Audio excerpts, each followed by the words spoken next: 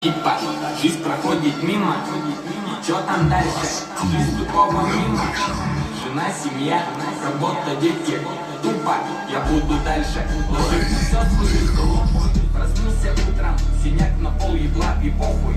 Проснулся утром, нету сиги, вот это плохо. Работа, я не слышу, пойду после обеда. Одену хоть и новые, уёбанные